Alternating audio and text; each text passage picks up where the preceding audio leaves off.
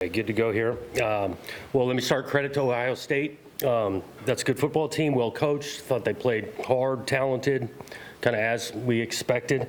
I do think in the first half we did not help ourselves with just some self-inflicted, turning the ball over a couple of times. I mean, opening drive would go down.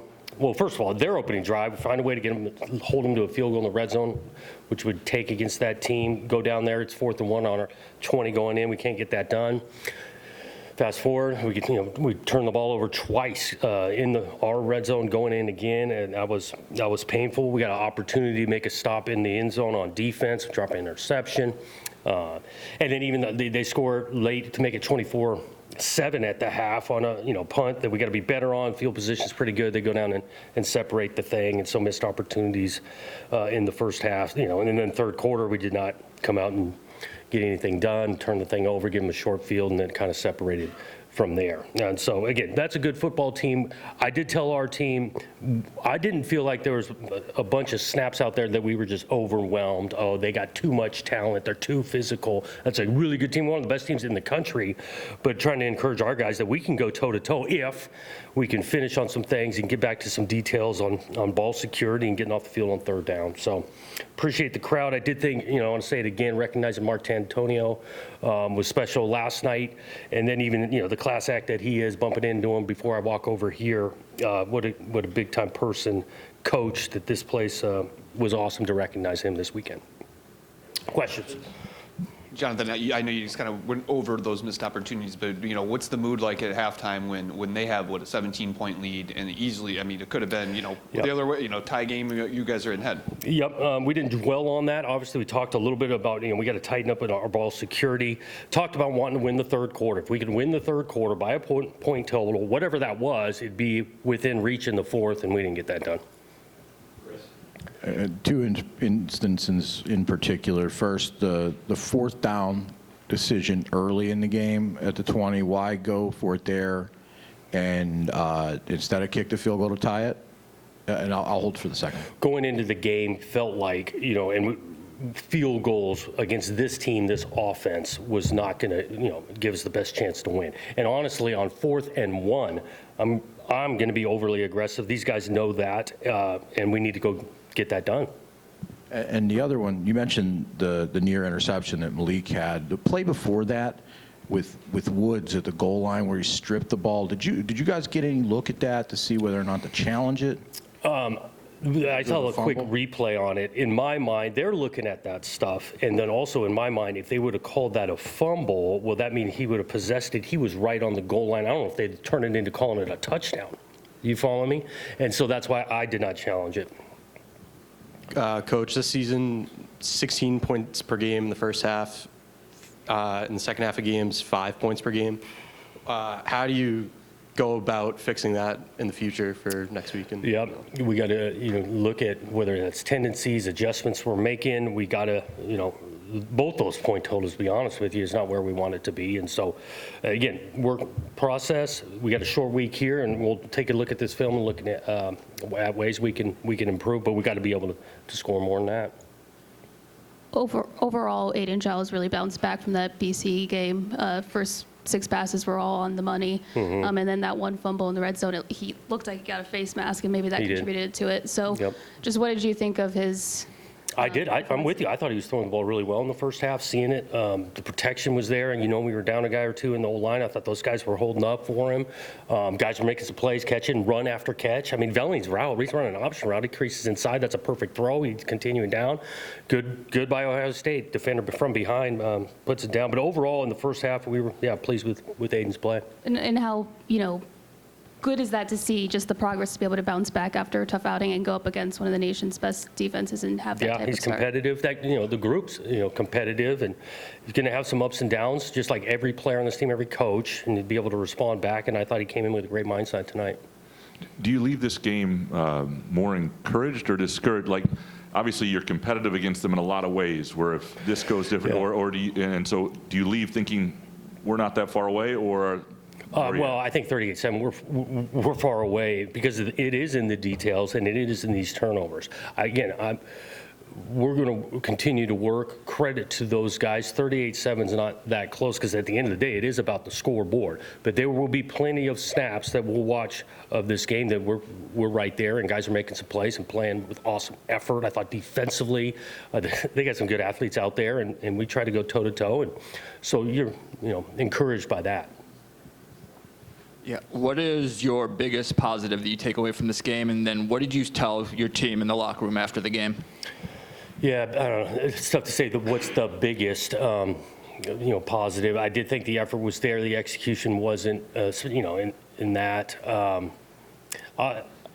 Biggest positive is if these guys will go back to work, because we've got a short week, and be able to learn from this and continue to move forward. That'll be the biggest positive for me. Jonathan, 17-7 before the shank punt, and then Jeremiah Smith makes those One-handed, that's a great catch. by the incredible kid. catches. Yep. What do you tell your DBs? It looked like they were in position, and he just... Yeah, sometimes you want to continue to be in position, and let's face it, this is big-time college football against a big-time team. They're going to make a play or two. You look at some other snaps where we could have, executed better on other plays to not give them the opportunity, one-on-one with some of these guys. They're going to make their fair share of plays. Jonathan, this is not to be critical, but to be curious. You said it yourself, one of the top programs in the country. You had a week to prepare. You played them tonight. Can you talk about differences and similarities between the two programs? Well, the difference is they made some plays. They did a pretty good job with taking care of the ball. I know we got the one pick. There's, I do think both teams played pretty hard. Even Coach Day talked about it after the game. The effort they're playing, there's similarity there.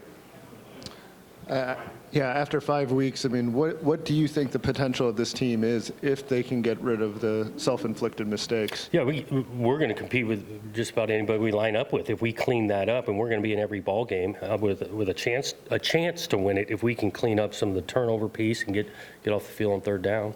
And then this week, how important is it for the rest of the season, given the fact that you guys have lost 2 straight? What you got going forward? Yeah, every week's important. It's going to be a short week, and again, reloading, recovering, getting our mind flipped to another really good opponent, talented opponent. Coach, you mentioned Jeremiah Smith and the one-handed catches. Obviously, you probably watched him on film leading up to the game as advertised. I mean, how do you go at a guy like that? Yeah, you want to challenge him. Sometimes you want to affect the passer more than, just affecting that one-on-one matchup or double teaming. And if you can get the quarterback off the spot. But again, they got weapons in multiple spots, schematically, Chip, Brian. Those guys do a good job. And so it's a tough task.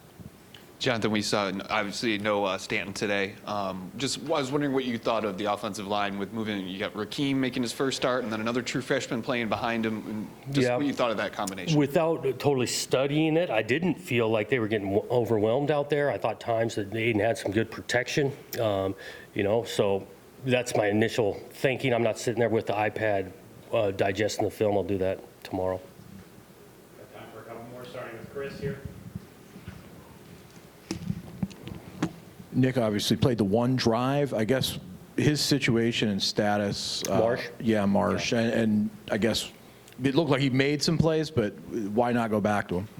Yeah, his status, he was cleared to play. He did not practice much at all this week, and so we really didn't know. We felt a little bit better, actually, it was yesterday, and then through, pregame. And so when a guy misses that much time, it's a huge ask for him to go out there and run all the reps, especially going off of last week. This week, very minimal reps. And so I think that was the thinking on him. Steven.